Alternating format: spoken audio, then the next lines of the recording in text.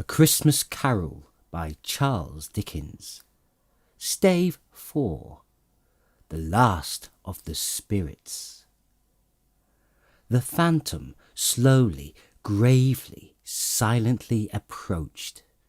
When it came near him, Scrooge bent down upon his knee, for in the very air through which this spirit moved, it seemed to scatter gloom and mystery. It was shrouded in a deep black garment which concealed its head, its face, its form, and left nothing of it visible save one outstretched hand. But for this it would have been difficult to detach its figure from the night and separate it from the darkness by which it was surrounded. He felt that it was tall and stately when it came beside him, and that its mysterious presence filled him with a solemn dread. He knew no more, for the spirit neither spoke nor moved. Am I in the presence of the ghost of Christmas yet to come? Said Scrooge. The spirit answered not, but pointed onward with its hand. You are about to show me shadows of the things that have not yet happened, but will happen in the time before us. Is that so, spirit? The upper portion of the garment was contracted for an instant in its folds, as if the spirit had inclined its head. That was the only answer he received.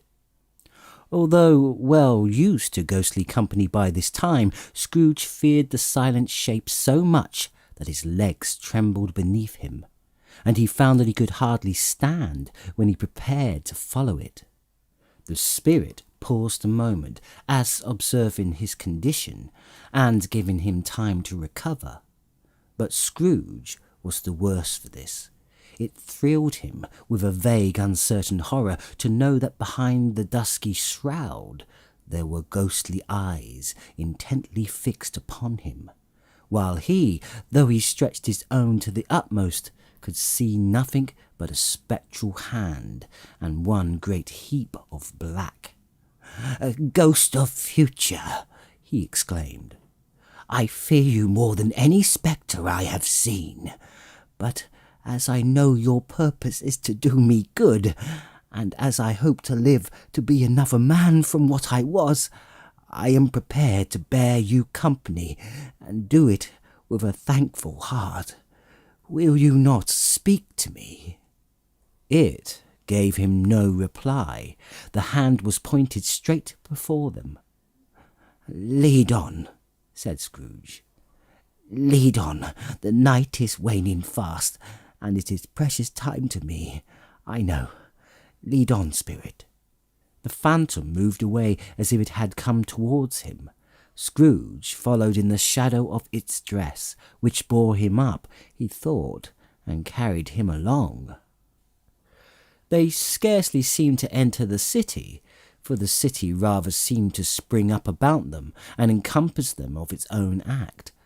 But there they were, in the heart of it, on 'change among the merchants, who hurried up and down and chinked the money in their pockets and conversed in groups and looked at their watches and trifled thoughtfully with their great gold seals, and so forth, as Scrooge had seen them often.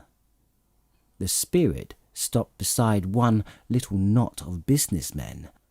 Observing that the hand was pointing to them, Scrooge advanced to listen to their talk. "No," said a great fat man with a monstrous chin. "I don't know much about it either way. I only know he's dead." "When did he die?" inquired another. "Last night, I believe." "Why, what was the matter with him?"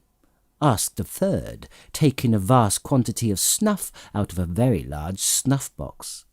"I thought he'd never die." "God knows," said the first with a yawn. "What has he done with his money?" asked a red-faced gentleman with a pendulous excrescence on the end of his nose that shook like the gills of a turkey cock. "I haven't heard," said the man with the large chin, yawning again. "Left it to his company, perhaps. He hasn't left it to me, that's all I know." This pleasantry was received with a general laugh. "It's likely to be a very cheap funeral," said the same speaker, "for upon my life I don't know of anybody to go to it. Suppose we make up a party and volunteer?" "I don't mind going if a lunch is provided," observed the gentleman with the excrescence on his nose. "But I must be fed if I make one." Another laugh. "Well, I am the most disinterested among you, after all," said the first speaker, "for I never wear black gloves, and I never eat lunch. But I'll offer to go, if anybody else will. When I come to think of it, I'm not at all sure that I wasn't his most particular friend, for we used to stop and speak whenever we met. Bye-bye."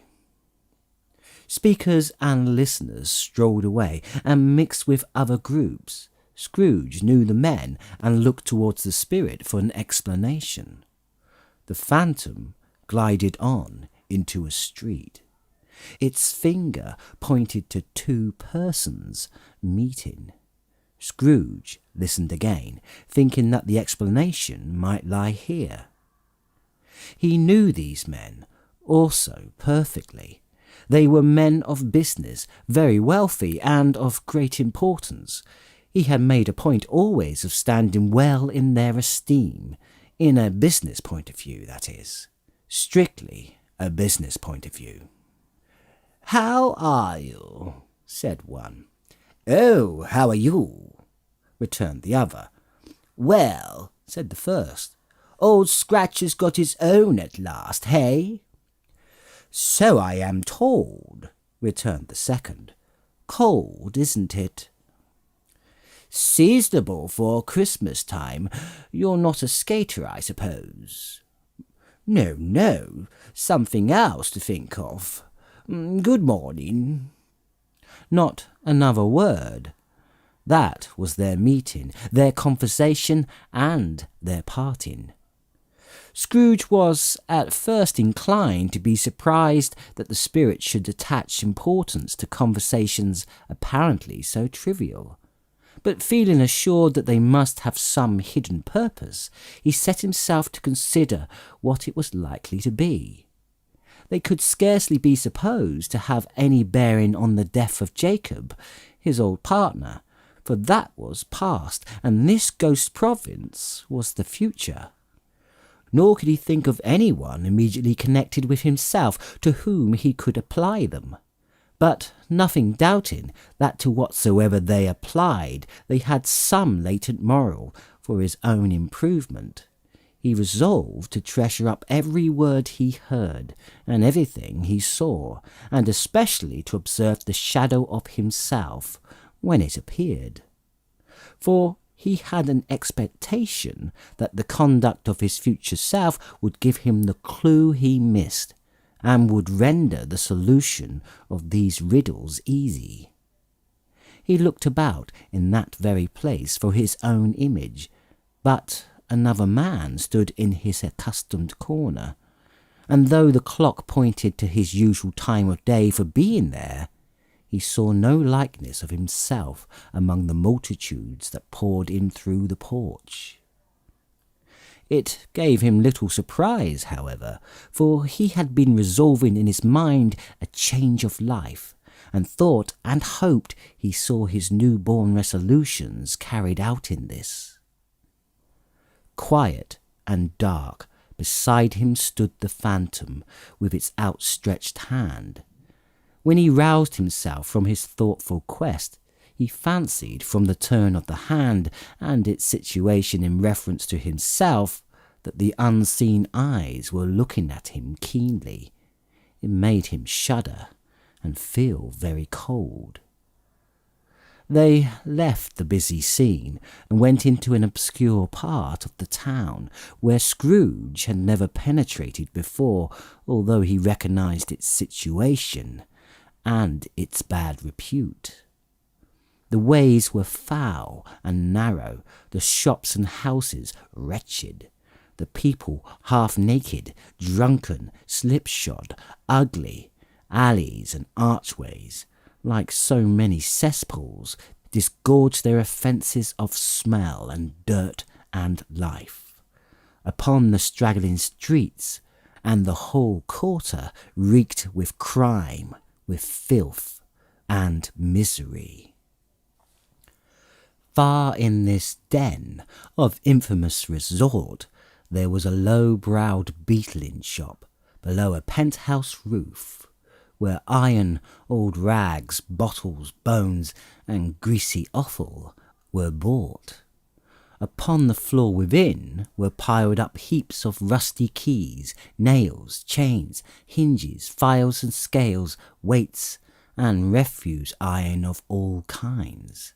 Secrets that few would like to scrutinize were bred and hidden in mountains of unseemly rags, masses of corrupted fat, and sepulchres of bones. Sitting in among the wares he dealt in, by a charcoal stove made of old bricks, was a grey-haired rascal, nearly 70 years of age, who had screened himself from the cold air without by a frowsy curtaining of miscellaneous tatters hung upon a line, and smoked his pipe in all the luxury of calm retirement. Scrooge and the Phantom came into the presence of this man just as a woman with a heavy bundle slunk into the shop. But she had scarcely entered when another woman, similarly laden, came in too, and she was closely followed by a man in faded black, who was no less startled by the sight of them than they had been upon the recognition of each other. After a short period of blank astonishment, in which the old man with the pipe had joined them, they all three burst into a laugh. "Let the charwoman alone be the first," cried she who had entered first. "Let the laundress alone be the second, and let the undertaker's man alone be the third. Look here, old Joe, here's a chance, if we haven't all three met here without meaning it." "You couldn't have met in a better place," said old Joe, removing his pipe from his mouth. "Come into the parlour. You were made free of it long ago, you know, and the other two ain't strangers. Stop till I shut the door of the shop. Ah, how it squeaks! There ain't such a rusty bit of metal in the place as its own hinges, I believe, and I'm sure there's no such old bones here as mine. We're all suitable to our calling. We're well matched. Come into the parlour. Come into the parlour." The parlour was the space behind the screen of rags. The old man raked the fire together with an old stair-rod, and having trimmed his smoky lamp, for it was night, with the stem of his pipe, put it in his mouth again. While he did this, the woman who had already spoken threw her bundle on the floor and sat down in a flaunting manner on a stool, crossing her elbows on her knees and looking with a bold defiance at the other two. "What odds, then? What odds, Mrs. Dilber?" said the woman. "Every person has a right to take care of themselves. He always did." "That's true indeed," said the laundress. "No man more so." "Well then, don't stand staring as if you was afraid, woman. Who's the wiser? We're not going to pick holes in each other's coats, I suppose?" "No indeed," said Mrs. Dilber and the man together. "We should hope not." "Very well then," cried the woman. "That's enough. Who's the worse for the loss of a few things like these? Not a dead man, I suppose?" "No indeed," said Mrs. Dilber, laughing. If he wanted to keep 'em after he was dead, a wicked old screw, pursued the woman, why wasn't he natural in his lifetime? If he had been, he'd have had somebody look after him when he was struck with death, instead of lying, gasping out his last there, alone by himself. It's the truest word that ever was spoke, said Mrs. Dilber. It's a judgment on him. I wish it was a little heavier judgment, replied the woman. And it should have been, you may depend upon it, if I could have laid my hands upon anything else. Open that bundle, old Joe, and let me know the value of it. Speak out plain. I'm not afraid to be the first, nor afraid for them to see it. He knew pretty well that we were helping ourselves before we met here, I believe. It's no sin. Open the bundle, Joe. But the gallantry of her friends would not allow of this, and the man in faded black, mounting the breach first, produced his plunder. It was not extensive. A seal or two, a pencil case, a pair of sleeve buttons, and a brooch of no great value were all.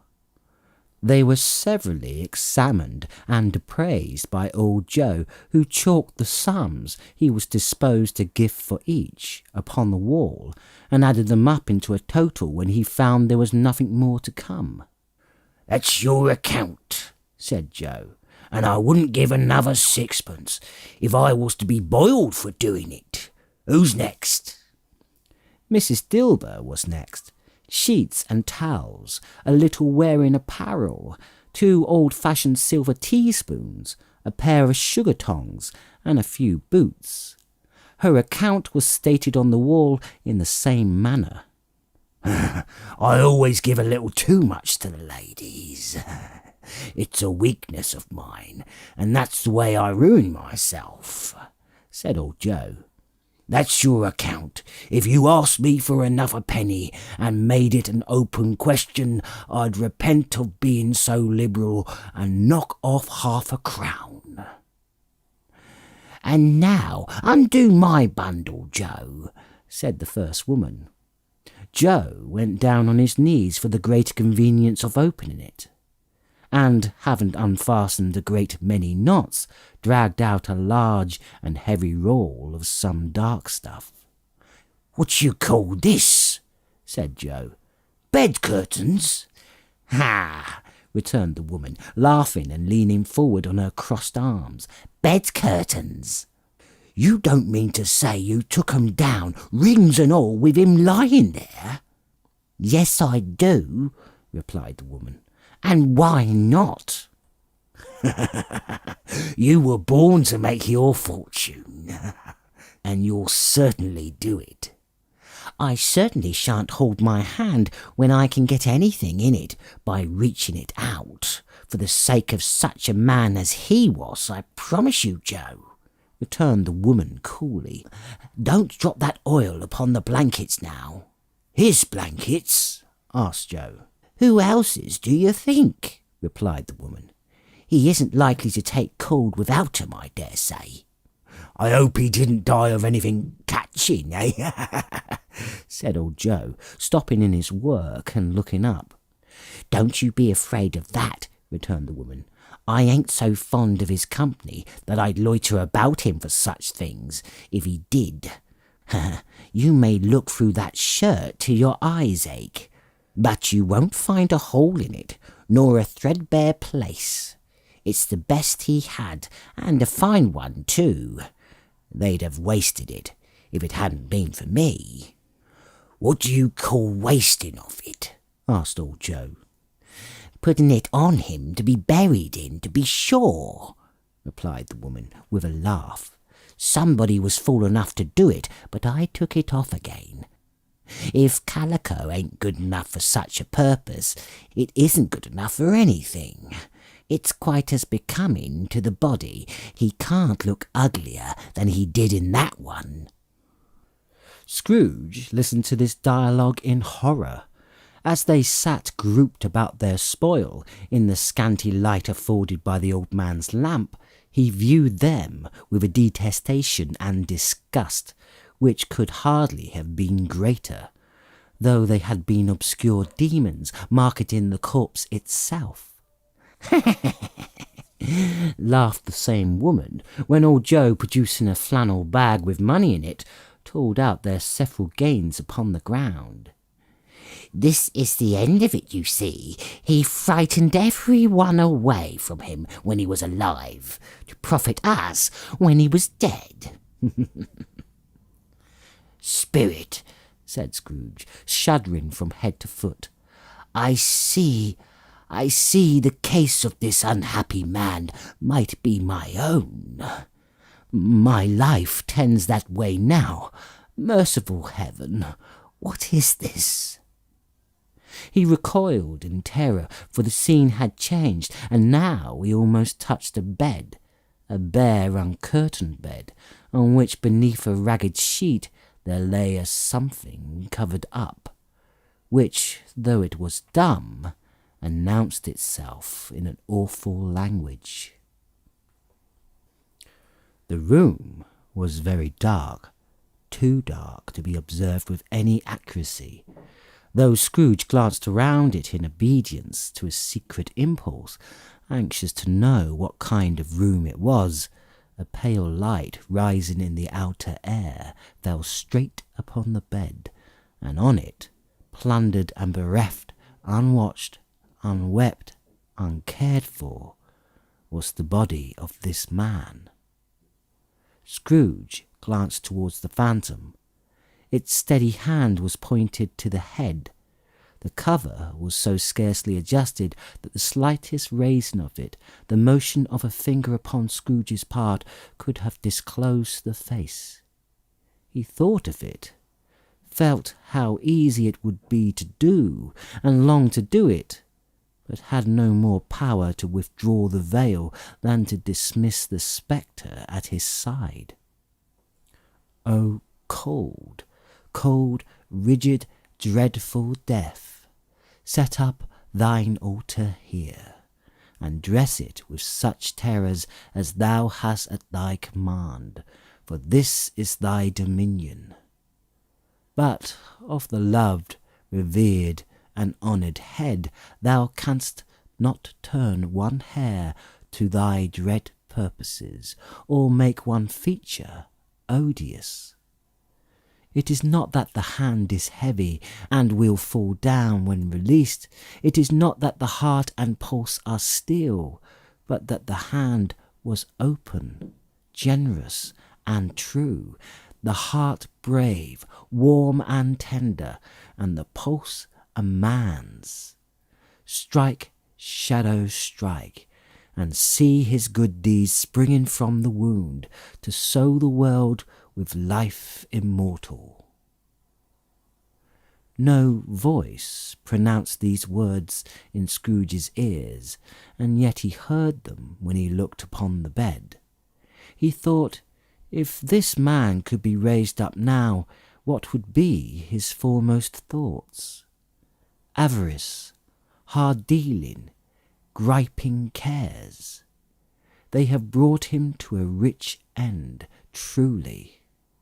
He lay in the dark, empty house, with not a man, a woman, or a child to say that he was kind to me in this or that, and for the memory of one kind word I will be kind to him. A cat was tearing at the door, and there was a sound of gnawing rats beneath the hearthstone. What they wanted in the room of death, and why they were so restless and disturbed, Scrooge did not dare to think. Spirit, he said, this is a fearful place. In leaving it, I shall not leave its lesson. Trust me, let us go. Still the ghost pointed with an unmoved finger to the head. I understand you, and I would do it if I could, but I have not the power, Spirit. I have not the power. Again it seemed to look upon him. "If there is any person in the town who feels emotion caused by this man's death, show that person to me, spirit, I beseech you." The phantom spread its robe before him for a moment like a wing, and withdrawing it, revealed a room by daylight where a mother and her children were. She was expecting someone, and with anxious eagerness, for she walked up and down the room, started at every sound, looked out from the window, glanced at the clock, tried, but in vain, to work with her needle, and could hardly bear the voices of the children in their play. At length the long-expected knock was heard. She hurried to the door and met her husband, a man whose face was careworn and depressed, though he was young. There was a remarkable expression in it now, a kind of serious delight of which he felt ashamed, and which he struggled to repress. He sat down to the dinner that had been holding for him by the fire, and when she asked him faintly what news, which was not until after a long silence, he appeared embarrassed how to answer. "Is it good," she said, "or bad?" to help him. "Bad," he answered. "Are we quite ruined?" "No, there is hope yet, Caroline." "If he relents," she said, amazed. "There is. Nothing is past hope if such a miracle has happened." "He is past relenting," said her husband. "He is dead." She was a mild and patient creature, if her face spoke truth, but she was thankful in her soul to hear it, and she said so, with clasped hands. She prayed forgiveness the next moment, and was sorry, but the first was the emotion of her heart. What the half-drunken woman whom I told you of last night said to me, when I tried to see him and obtain a week's delay, and what I thought was a mere excuse to avoid me, turns out to have been quite true. He was not only very ill, but dying then. To whom will our debt be transferred? I don't know, but before that time we shall be ready with the money, and even though we were not, it would be a bad fortune indeed to find so merciless a creditor in his successor. We may sleep tonight with light hearts, Caroline. Yes, soften it as they would, their hearts were lighter. The children's faces, hushed and clustered around to hear what they so little understood, were brighter, and it was a happier house for this man's death. The only emotion that the ghost could show him caused by the event was one of pleasure. "Let me see some tenderness connected with a death," said Scrooge, "or that dark chamber, spirit, which we left just now, will be for ever present to me." The ghost conducted him through several streets familiar to his feet, and as they went along, Scrooge looked here and there to find himself. But nowhere was he to be seen. They entered poor Bob Cratchit's house, the dwelling he had visited before, and found the mother and the children seated round the fire. Quiet, very quiet. The noisy little Cratchits were as still as statues in one corner, and sat looking up at Peter, who had a book before him. The mother and her daughters were engaged in sewing, but surely they were very quiet. And he took a child and set him in the midst of them. Where had Scrooge heard those words? He had not dreamed them. The boy must have read them out as he and the spirit crossed the threshold. Why did he not go on? The mother laid her work upon the table and put her hand up to her face. The colour hurts my eyes, she said. The colour? Ah, poor Tiny Tim. They're better now again, said Cratchit's wife. It makes them weak by candlelight, and I wouldn't show weak eyes to your father when he comes home for the world. It must be near his time. Past it, rather, Peter answered, shutting up his book. But I think he has walked a little slower than he used these few last evenings, mother. They were very quiet again. At last she said, and in a steady, cheerful voice that only faltered once, I have known him walk with Tiny Tim upon his shoulder, very fast indeed. And so have I, cried Peter. Often. And so have I, exclaimed another. So had all. But he was very light to carry, she resumed, intent upon her work. And his father loved him so, that it was no trouble. Oh, and there is your father at the door. She hurried out to meet him, and little Bob, in his comforter, he had need of it, poor fellow, came in. His tea was ready for him on the hob, and they all tried who should help him to it most. Then 2 young Cratchits got upon his knees and laid, each child a little cheek against his face, as if they said, Don't mind it, father, don't be grieved. Bob was very cheerful with them, and spoke pleasantly to all the family. He looked at the work upon the table, and praised the industry and speed of Mrs. Cratchit and the girls. They would be done long before Sunday, he said. Sunday? You went to-day then, Robert? Said his wife.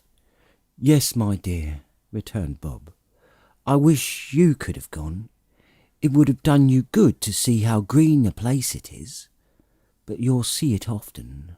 I promised him that I would walk there on a Sunday. My little child, cried Bob. My little child. He broke down all at once. He couldn't help it. If he could have helped it, he and his child would have been farther apart perhaps than they were. He left the room and went upstairs into the room above, which was lighted cheerfully and hung with Christmas. There was a chair set close beside the child, and there were signs of someone having been there lately. Poor Bob sat down in it, and when he had thought a little and composed himself, he kissed the little face. He was reconciled to what had happened, and went down again quite happy. They drew about the fire and talked, the girls and mother working still. Bob told them of the extraordinary kindness of Mr. Scrooge's nephew, whom he had scarcely seen but once, and who, meeting him in the street that day, and seeing that he looked just a little down, you know, said Bob, inquired what had happened to distress him. On which, said Bob, for he is the pleasantest spoken gentleman you ever heard, I told him. I am heartily sorry for it, Mr. Cratchit, he said, and heartily sorry for your good wife. By the by, how he ever knew that, I don't know. Knew what, my dear? Why, that you were a good wife, replied Bob. Everybody knows that, said Peter. Very well observed, my boy, cried Bob. I hope they do. Heartily sorry, he said, for your good wife. If I can be of service to you in any way, he said, giving me his card. That's where I live. Pray come to me. Now, it wasn't for the sake of anything he might be able to do for us, so much as for his kind way, that this was quite delightful. It really seemed as if he had known our Tiny Tim, and felt with us. I'm sure he's a good soul," said Mrs. Cratchit. "You would be surer of it, my dear," returned Bob, "if you saw and spoke to him. And I shouldn't be at all surprised, mark what I say, if he got Peter a better situation." "Oh, only hear that, Peter," said Mrs. Cratchit. "And then," cried one of the girls, "Peter will be keeping company with someone and setting up for himself." "Get along with you," retorted Peter, grinning. "It's just as likely as not," said Bob. "One of these days, though. There's plenty of time for that, my dear. But however and whenever we part from one another, I am sure we shall none of us forget poor Tiny Tim, shall we? For this first parting that there was among us." "Never, father," cried they all. "I know," said Bob. "I know, my dears. And when we recollect how patient and how mild he was, although he was a little child, we shall not quarrel easily among ourselves and forget poor Tiny Tim in doing it." "No, never, father," they all cried again. "I am very happy," said little Bob. "I am very happy." Mrs. Cratchit kissed him. His daughters kissed him. The two young Cratchits kissed him. And Peter and himself shook hands. "Spirit of Tiny Tim, thy childish essence was from God." "Spectre," said Scrooge, "something informs me that our parting moment is at hand. I know it, but I know not how. Tell me what man that was whom we saw lying dead." The ghost of Christmas yet to come conveyed him, as before, though at a different time, he thought. Indeed, there seemed no order in these latter visions, save that they were in the future, into the resorts of business men, but showed him not himself. Indeed, the spirit did not stay for anything, but went straight on, as to the end just now desired, until besought by Scrooge to tarry for a moment. "This court," said Scrooge, "through which we hurry now, is where my place of occupation is. It has been for a length of time. I see the house. Let me behold what I shall see in days to come." The spirit stopped. The hand was pointed elsewhere. "The house is yonder," Scrooge exclaimed. "Why do you point away?" The inexorable finger underwent no change. Scrooge hastened to the window of his office and looked in. It was an office still, but not his. The furniture was not the same, and the figure in the chair was not himself. The phantom pointed as before. He joined it once again, wondering why and whither he had gone, accompanied it until they reached an iron gate. He paused to look around before entering. A churchyard. Here, then, the wretched man whose name he had now to learn lay underneath the ground. It was a worthy place, walled in by houses, overrun by grass and weeds, the growth of vegetation's death, not life, choked up with too much burying, fat with repleted appetite. A worthy place. The spirit stood among the graves and pointed down to one. He advanced towards it, trembling. The phantom was exactly as it had been, but he dreaded that he saw new meaning in its solemn shape. Before I draw nearer to that stone to which you point," said Scrooge, "answer me one question. Are these the shadows of things that will be, or are they the shadows of things that may be only? Still the ghost pointed downward to the grave by which it stood. Men's courses will foreshadow certain ends, to which, if persevered in, they must lead. But if the courses be departed from, the ends will change. Say it is thus with what you show me. The spirit was immovable as ever. Scrooge crept towards it, trembling as he went, and following the finger, read upon the stone of the neglected grave his own name, Ebenezer Scrooge. I am that man who lay upon the bed, he cried, upon his knees. The finger pointed from the grave to him and back again. No, spirit, oh no, no! The finger still was there. Spirit, he cried, tight clutching at his robe. Hear me, I am not the man I was. I will not be the man I must have been but for this intercourse. Why show me this, if I am past all hope? For the first time the hand appeared to shake. Good spirit, he pursued, as down upon the ground he fell before it.